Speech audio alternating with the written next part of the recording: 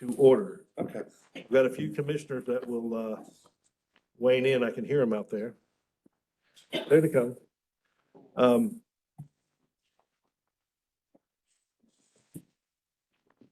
So kind of in our preliminary matters, reminder on the call to order that North Carolina General Statute 138A-15 mandates at the beginning of any meeting of a board, the chair shall remind all members of their duty to avoid conflicts of interest under this subchapter. The chair shall also inquire as to whether there is any known conflict of interest with respect to any matters before the board at that time. Do we have any conflicts of interest today with what's on the agenda? Okay, we have none. And we have a quorum, I see as I look. For those that were keeping face count yesterday, Jackie had to travel, so Jackie is out today, but Charlie is back. We were missing Charlie yesterday, so Charlie's back from his trip. So welcome to everybody. Let me get draft minutes out of the way. You've got the draft minutes. I want to thank Vice Chair Duggan for looking through those and getting those right. Do we have any corrections before we take a motion on those? Any obvious corrections or needs to change anything in the draft minutes from May? Okay, hearing none, do we have a motion? Looks like Commissioner Tweedy shaking his head yes. I'll move that we approve the minutes from the last meeting. Okay, do we have a second? Second. Commissioner Ellison seconds. Any discussion on the motion? All in favor say aye. Aye. And it looks unanimous. Thank you. Okay. A couple things in the call to order just to cover. On June 3rd, we lost a friend of the EMC in Adrienne Weaver. She was an employee of Department of Water Quality. In that role over the years, she has supported us from coordinating to getting our minutes together to filling in and helping Lois do her thing. In recent years, she had been before the commission several times in a technical role, presenting information and technical matters to us. She was a good soul and a good spirit, and her death was unexpected to a large degree. So I want to take just a moment of silence for her and remember her.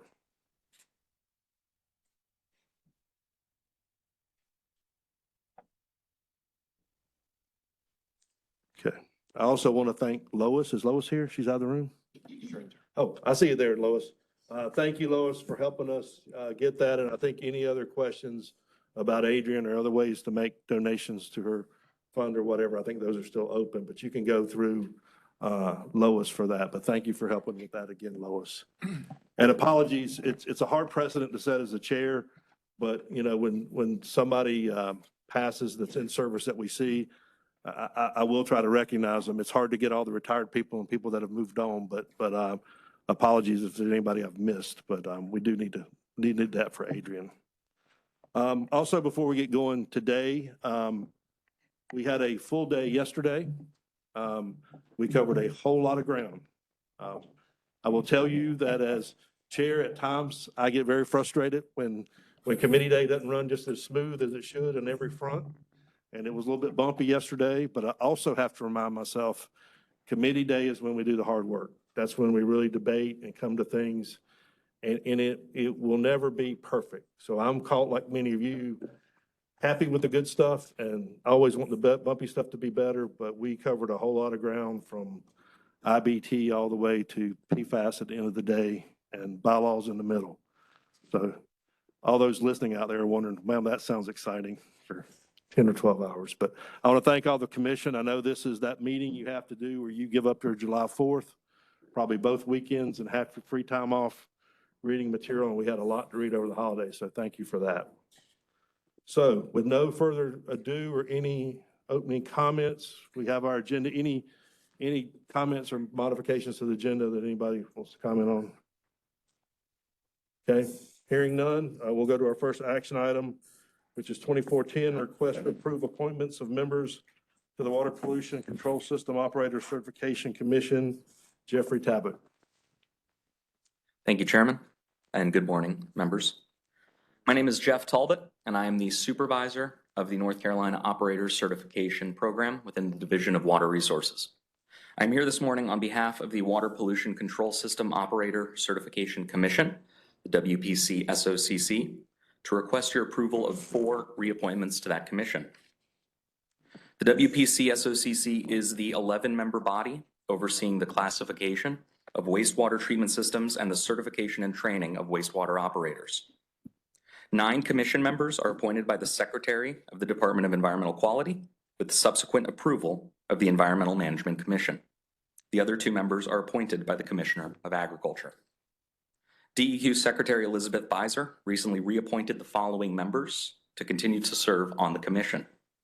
Mr. Stephen Barry, founder and owner of Aqua Incorporated. Dr. Albert Rubin, Emeritus Professor in the Biological and Agricultural Engineering Department at NC State University. Mr. Jonathan Russell, City Manager for the City of Washington, North Carolina.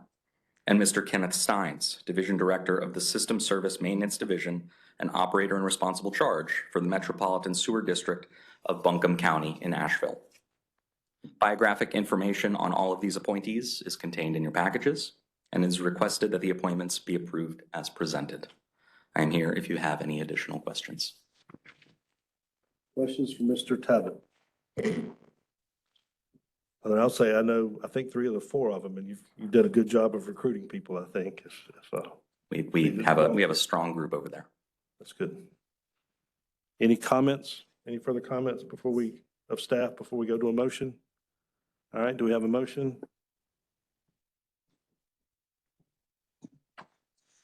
Mr. Chairman, I move to approve the request, I move to approve the request to approve appointments of members of the Water Pollution Control System Operator Certification Commission as presented today. Okay, Commissioner Baumgartner makes the first, and Commissioner Yarborough, he beat you just a little bit. You make the second, is that correct? Second that. Okay, any discussion on the motion? All in favor say aye. Aye. Any opposed? It's unanimous. Thank you. Thank you. Okay, item number 2, 2411, request approval to proceed to public notice with the 2024 periodic review of 15A NCAC 02S rules and criteria for the administration of dry cleaning solvent cleanup funds. And Delonda Anderson, Alexander is going to be here. Okay. Thank you. Good morning. I'm Delonda Alexander. I am the Superfund Branch Manager, Special Remediation Branch, which the dry cleaning program is under. We will get started here. This slide summarizes the steps in the rule review process, which I'm sure you've seen a million times and will continue to see. So I'm not going to go into detail here. Basically, we place the rules into 2 categories, necessary and unnecessary. We have reviewed these rules. They were last readopted, completed in 2018, so we're up again. The existing rules establish the criteria for determining eligibility into the dry cleaning program, minimum management practices for existing dry cleaning facilities, a risk-based approach for assessment and remediation of those facilities that come in the program, and the criteria for the disbursement of funds in our dry cleaning solvent cleanup fund. 14 rules have been categorized as necessary. There are 2 rules that were categorized as unnecessary. One of those rules is 0302, other potentially responsible parties. We've categorized that as unnecessary. The first part of the rule is just permission to notify other potentially responsible parties or PRPs that a petition has been filed. It's public record that that petition has been filed. We do not need a rule to notify other people. It's publicly noticed. The second part of that rule deals with requesting information about a site from other PRPs.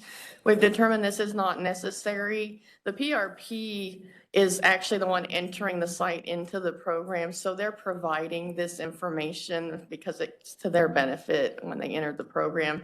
We don't need a rule to request that information.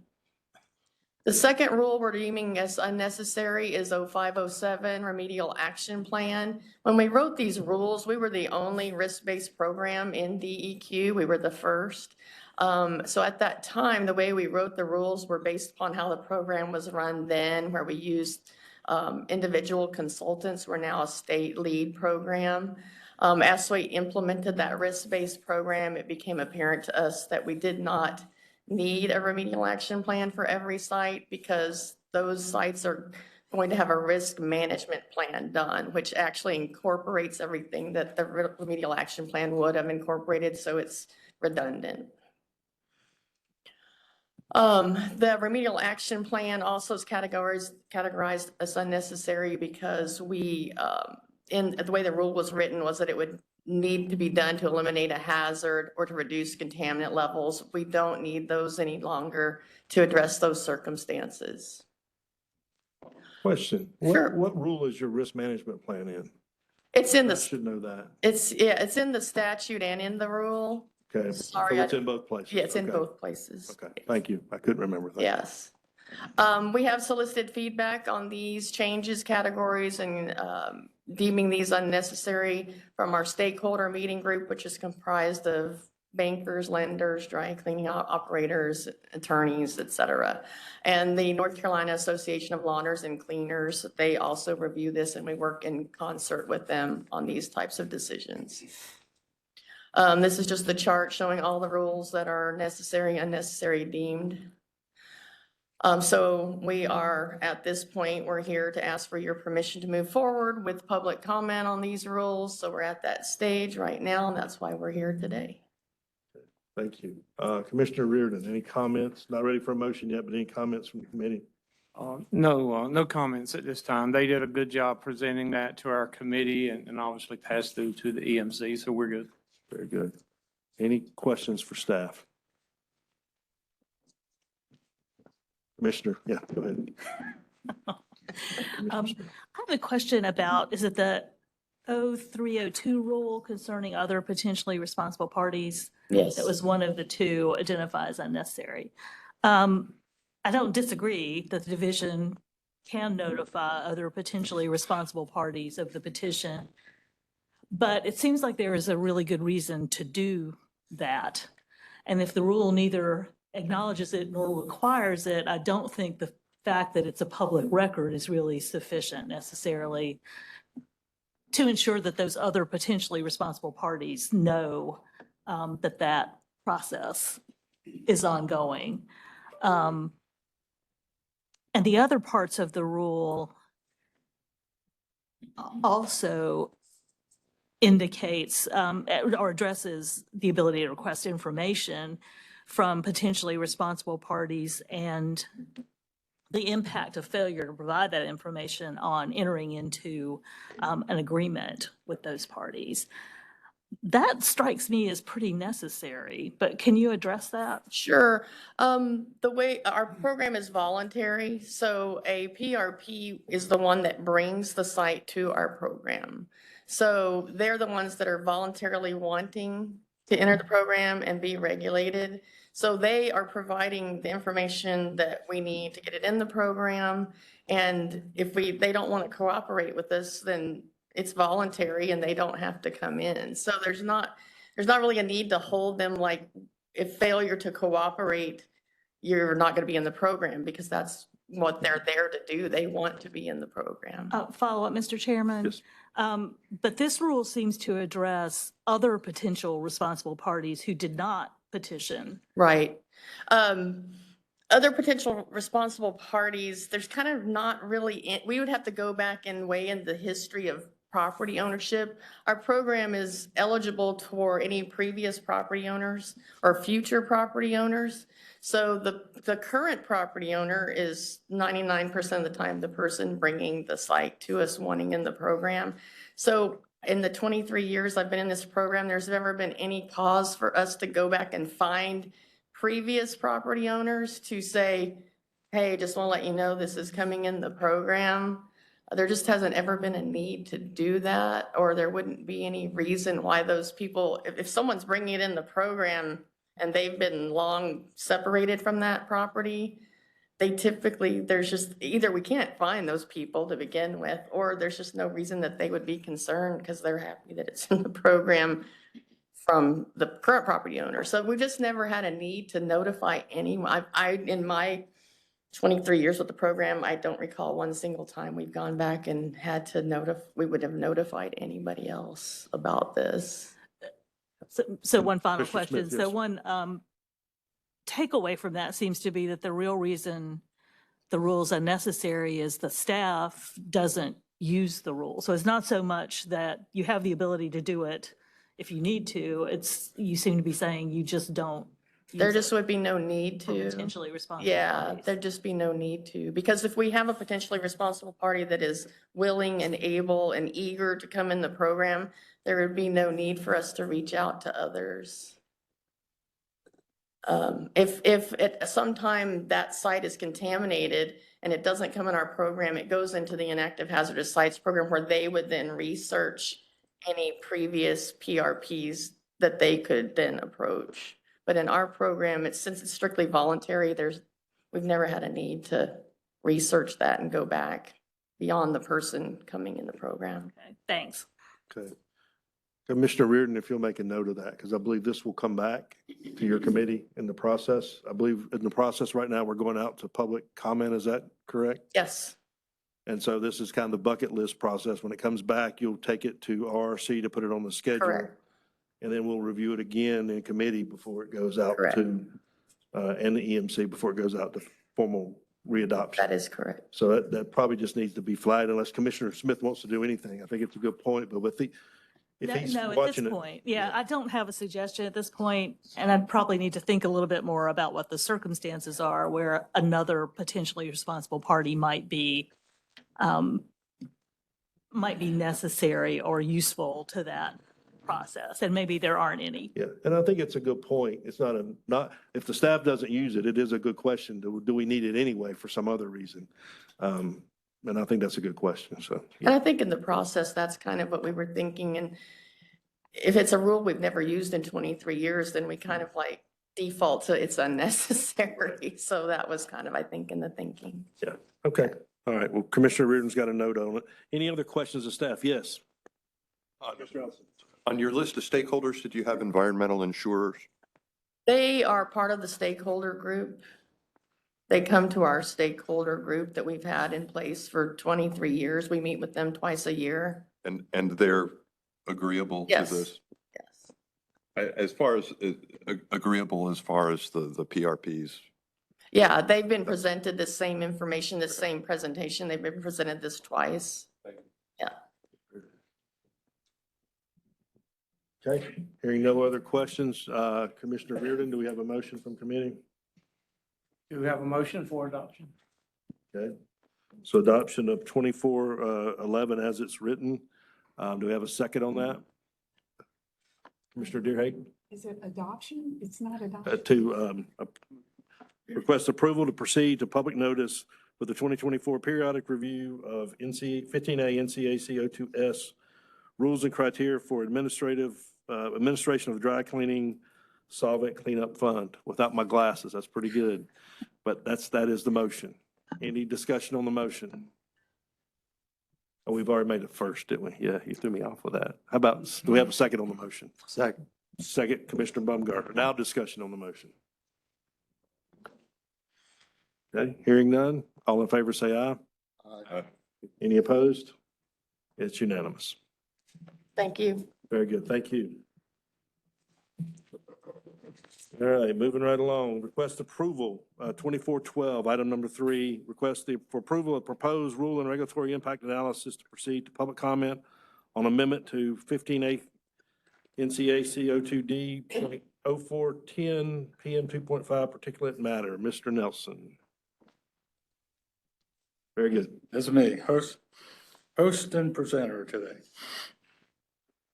Hi, my name is Bradley Nelson. I'm a DEQ Division of Air Quality Engineer, and I'm here to present the revisions to the Rule 02D 0410 PM 2.5 particulate matter. We've got in the presentation a list of acronyms for the various terms you may see. Just to give you a background, the 0410 is the primary annual and 24-hour ambient air quality standards for PM 2.5. The primary annual and 24-hour standards are set by the EPA, and the National Ambient Air Quality Standards, or NAAQS. These primary national ambient air quality standards are set by EPA to protect the public from health impacts of pollutants, which include carbon monoxide, lead, nitrogen dioxide, ozone, particulate matter, both PM10 and PM 2.5, and sulfur dioxide. On February 27th, 2024, the EPA announced a revision to the primary annual PM 2.5 standard by lowering the ambient concentration from 12 micrograms per meter cube to 9 micrograms per meter cube, and retaining the current 24-hour PM 2.5 standard at 35 micrograms per meter cube. The rule was published on March the 6th and is effective on May the 6th, 2024.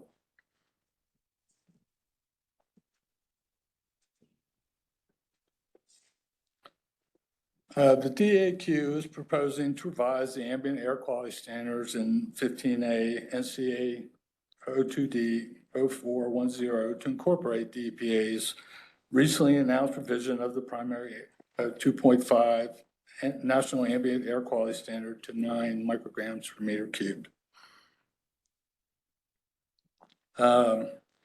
Based on the latest certified monitoring data from 2021 to 2023, 19 of the 21 monitors in North Carolina are meeting the new annual 9.0 standard. The design values for the monitors in Mecklenburg and Davidson counties are slightly above the revised standard. They're at 9.2 micrograms per meter cubed. These exceedances are due to Canadian wildfires that occurred last year.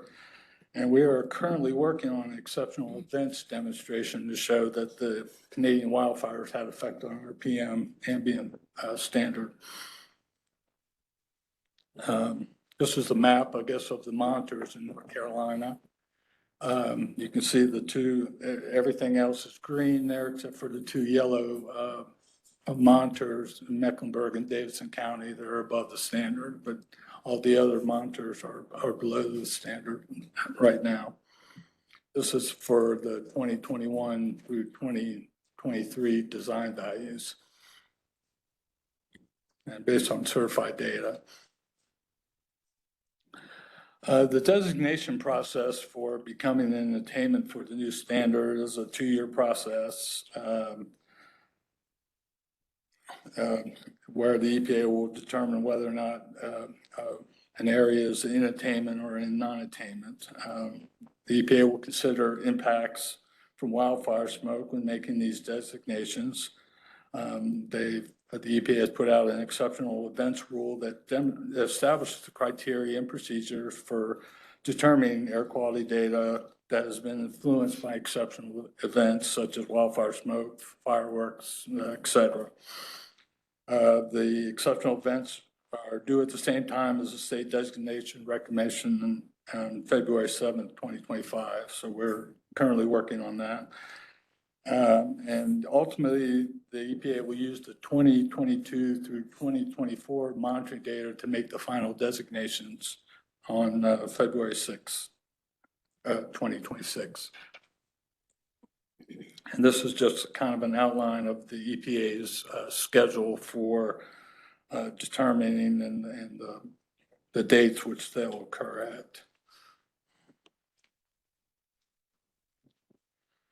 In the EPA's regulatory impact analysis, they divide the county into 4 regions: Northeast, Southeast, West, and California.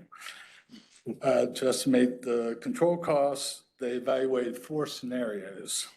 The final standard, which was 9, the annual standard of 9, and with 24-hour standard of 35, and some alternative standards there. Some less stringent for the annual and or more stringent for the 24-hour. in only one of these scenarios, where they looked at an annual average of 8 and a 35 micrograms per meter cube, did they find that 2 counties in North Carolina would have control costs, but that scenario was not selected. So the scenario that was selected, we had they did not see any control costs for our state. They estimated $5.3 billion 2017 of health benefits for the Southeast region, which includes North Carolina and 11 other states. But most of, I think, those benefits will occur in Texas, Louisiana, Georgia, and Florida that have, I guess, need emission reductions to reach attainment with the revised standard. In the DEQ's regulatory impact analysis, we looked at the historical review and revisions to the PM 215 National Ambient Air Quality Standards. We looked at the analysis, actions, and milestones for the designation process, and we include the EPA's RIA findings. And we also include uncertainties associated with coming up with costs for North Carolina with the demonstration of component of permit reviews. All the costs and benefits of this rule are all attributable to EPA's action, which requires implementation by the states beginning on May 6, 2024. The RIA was approved by the OSBM on April 24, 2024. We amended the RIA to include the updated certified monitoring data for 2023. And that was approved on June the 10th.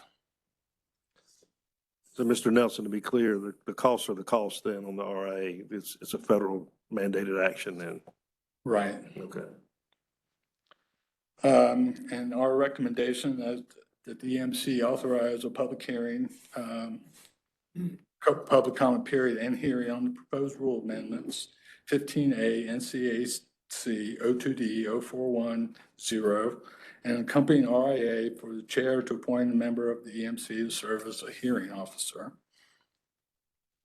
This is just the DEQ's timeline here. We're here in July asking for permission to move to proceed to common hearing.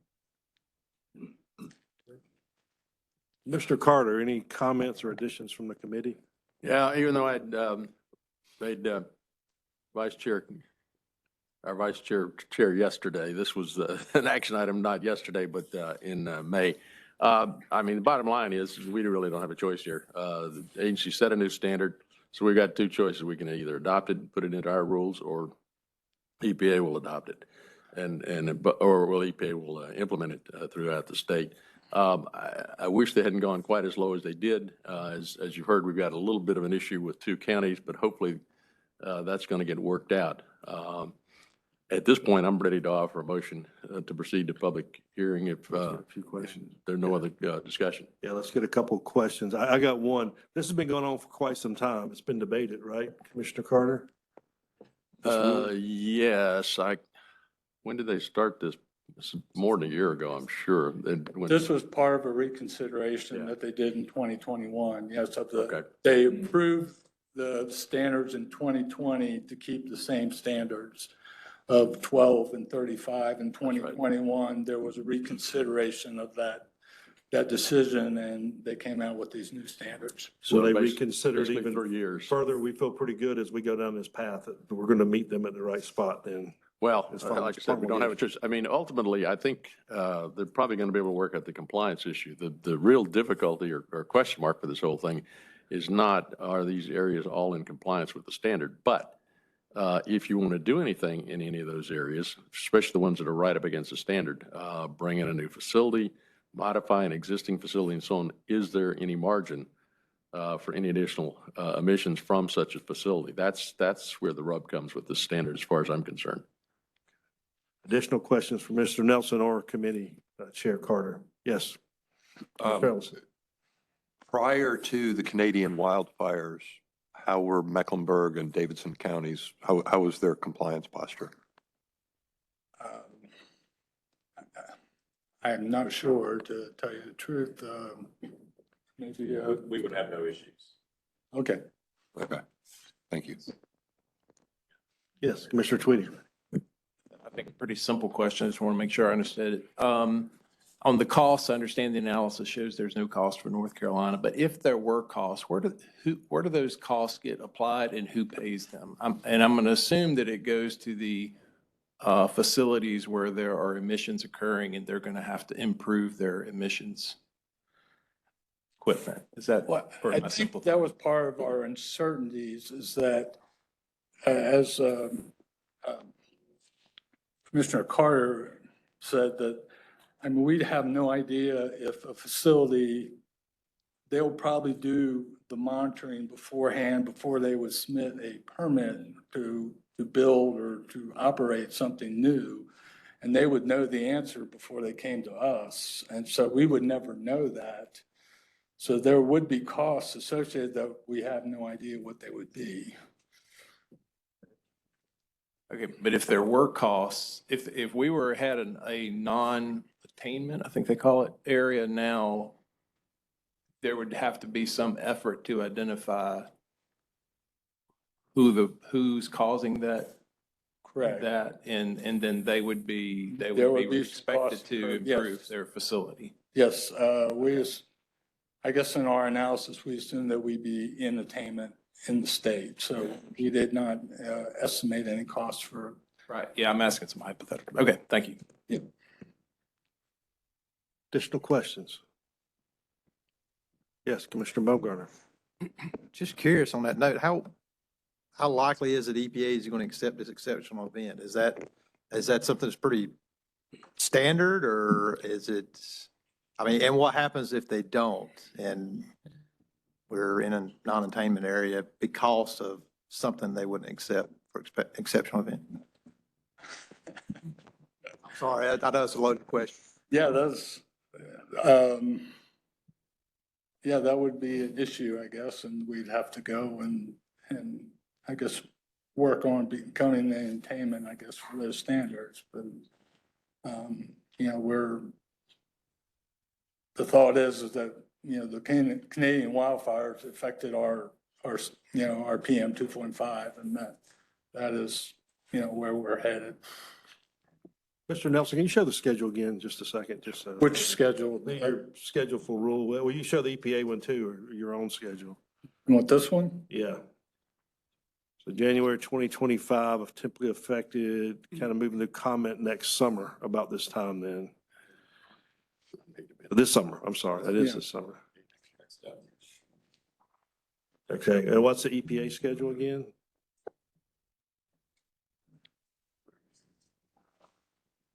Yeah, we will submit, I guess, our exceptional events, I guess no later than February 7th, 2025. So the rule would have already come back by then. Okay. Well, you should get some preliminary indications by then anyway, so. Okay. Any other questions? Commissioner Deerhake, you're smiling at me. Commissioner Carter? Well, let's follow up on that very quickly. If you wouldn't mind backing up to the rulemaking schedule just for a second here, I just wanted to compare these two, because one thing I was gonna, okay, so you're going to have a relatively short period of time then to submit. Once the rule becomes, well, assuming it's effective in January, then you've got to get the exceptional events demonstration to EPA by the following month. Am I reading this Yes, correctly? correct. Okay, and then the rest of that follows. So, but I assume y'all are going to be working on that before January. Yeah, I think we're I'm working watching on it right I'm now. watching the director's face back there. Give him a chance to. If I may, Mr. Chairman, Yes, sir. Say your name so they'll know for the record. Mike Abrazinskis, Director, Division of Air Quality. This rulemaking action and this schedule has no bearing on our work on developing the exceptional events demonstrations and the designation process.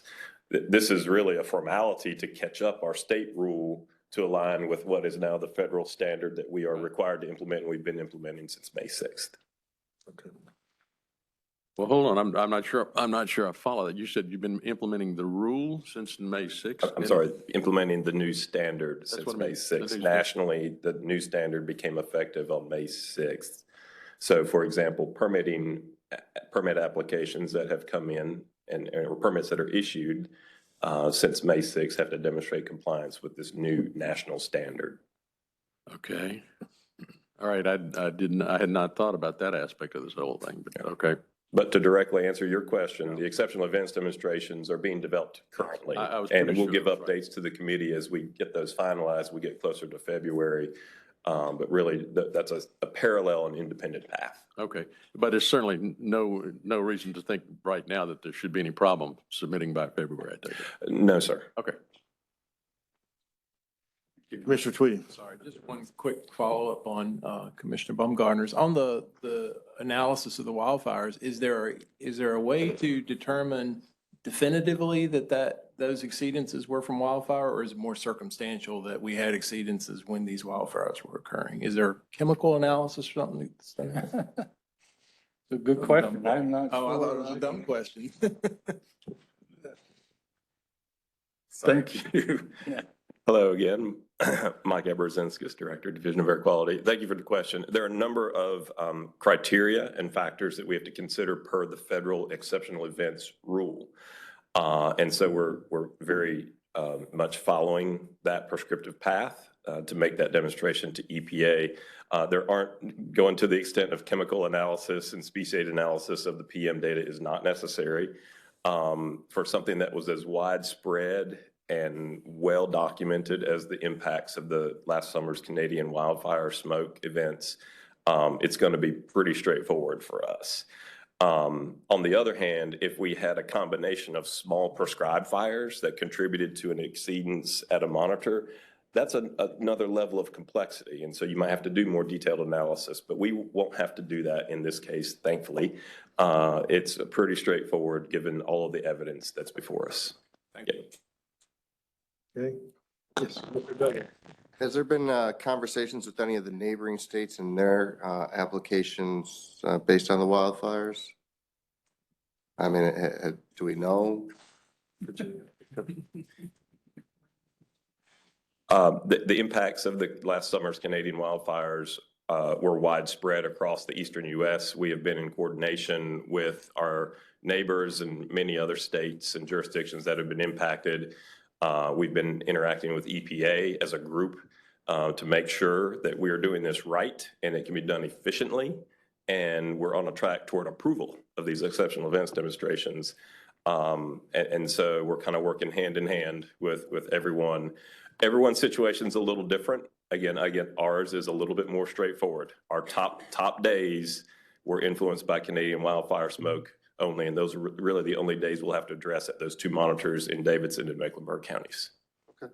Yes, sir. Thank you. Before you leave it there, I'm curious, how many states are involved in that group that are working through the exceptional events demonstration? Yes. Round number, I mean, 10, 50, 35?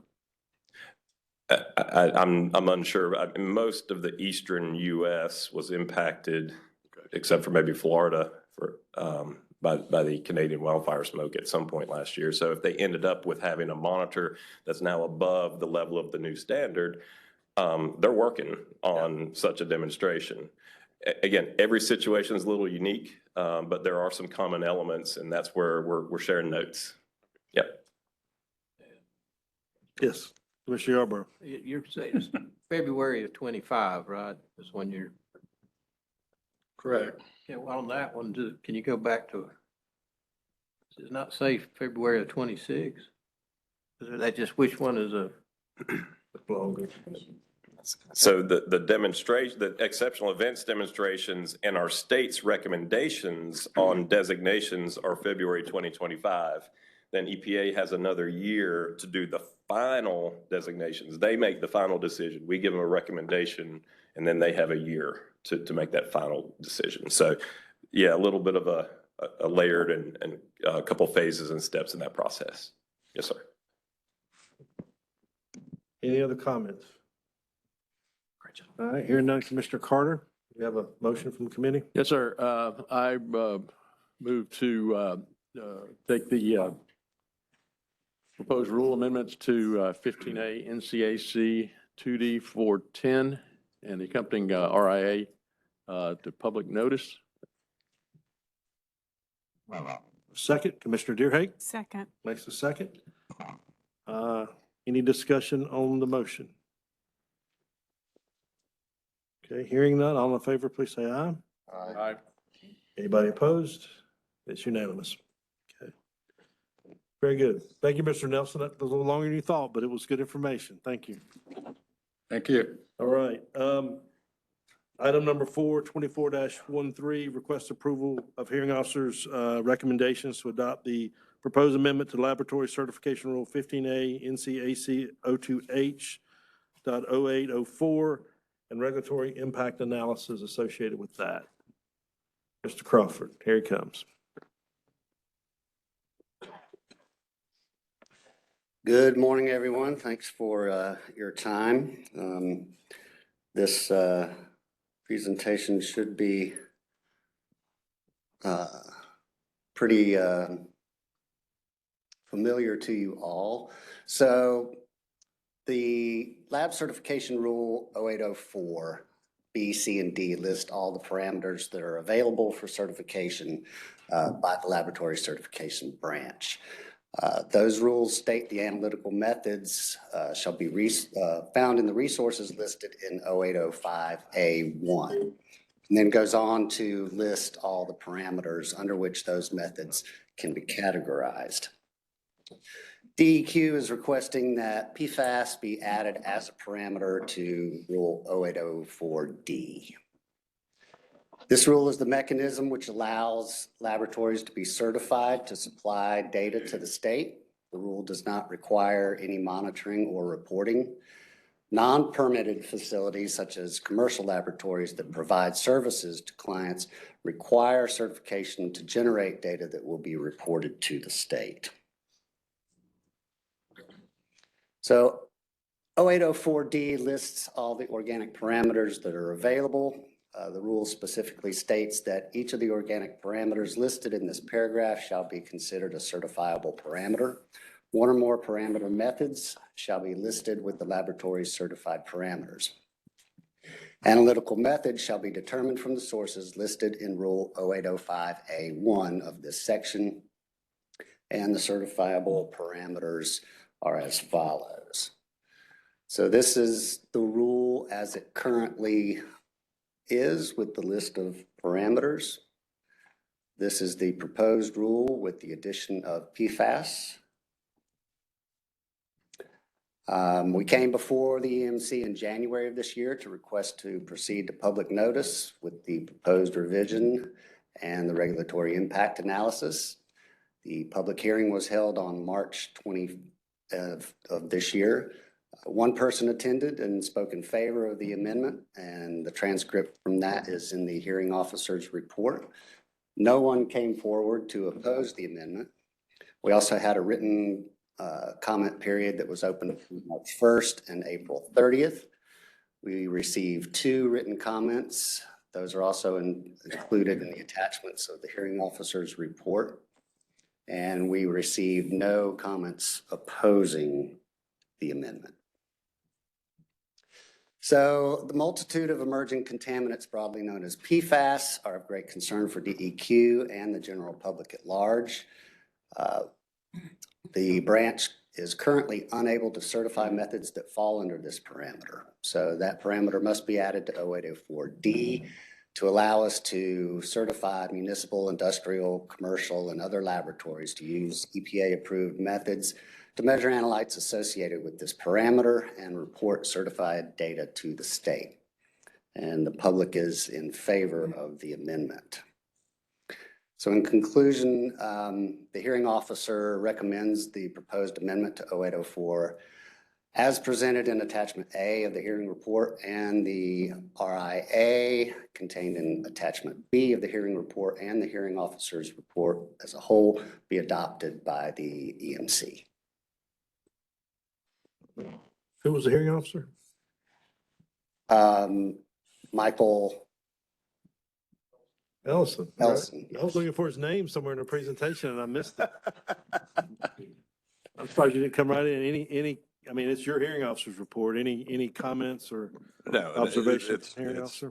This is not controversial. If we are going to regulate PFAS and protect the environment from PFAS and everything related to it, then we have to have a way to do the analyses and know what we're doing. That's where the data comes from. And if we want to trust the data, we have to certify the labs. Okay. Any questions for the hearing officer or staff at this point? Hear none. Michael, Commissioner Ellison, would you like to make a motion? I make a motion that the hearing officer's report for 15 ANC AC 02H.0804 as presented to the commission be adopted With the regulatory impact. with the regulatory impact analysis. Very good. Do we have a second on that motion? Second. Commissioner Tweedy, any discussion on the motion? All in favor, say aye. Aye. Any opposed? It's unanimous. You guys want to take about a 10-minute break or Commissioner Smith? Can I make one quick comment on this? And Yes. the department will have heard this from me before. I really think we ought to consider repealing this rule ultimately, because otherwise we're having to go back in and add new chemicals to this rule every time an emerging contaminant emerges. So there doesn't seem to me to be a necessity to do that. There's a separate rule that sets the lab procedures for certification. So we've got a separate rule that talks about what the protocols are, what the lab standards are. And I think there's a way to do this where we can require that the results come from a lab that's certified and meets the criteria in 0805, which is the other rule, without having every time a new chemical of concern arises, having to go in and amend this rule just to allow for certification for those parameters. So just an idea for the future. I don't think this rule is really necessary. All it's doing is listing the chemicals for which we will certify a lab. It doesn't set the standards for the labs. It doesn't, restrict their ability to do anything. It just restricts our ability to move forward fairly quickly if we have a new chemical of concern and need to get certified lab results. Okay. The risk of being wrong and putting people on the spot, I believe this sits in DWQ, is that correct? Yes. This rule? Commissioner Rogers, or maybe Director Rogers, Ms. Higgins, rule review and readoption are both these rules coming up at the same time and the same schedule here? Do you recall? Karen can answer. Good morning, Karen Higgins. Yes, this rule is part of the readoption that you all approved to go out to public notice, and it'll come back before you in September. It's currently not listed as unnecessary, so it won't be automatically repealed by the RRC, but when we move into rule readoption, pending the schedule, that's where we could look at repealing it if needed. Right. And again, remind everybody that that is a good opportunity if we do, because we can make the rules better at that point. It's not required in readoption that we make them better, but this may be an example, as Commissioner Smith suggests, that we look at that, so. Okay, it's a good idea. All right, thank you very much. I think we're done, aren't we? You got anything else you want to talk to us about? Nope. Not today. Thank you very much. Let's take about a 10-minute break and come back at 10. Let everybody stretch their legs a little bit. And we'll be back at 10 o'clock.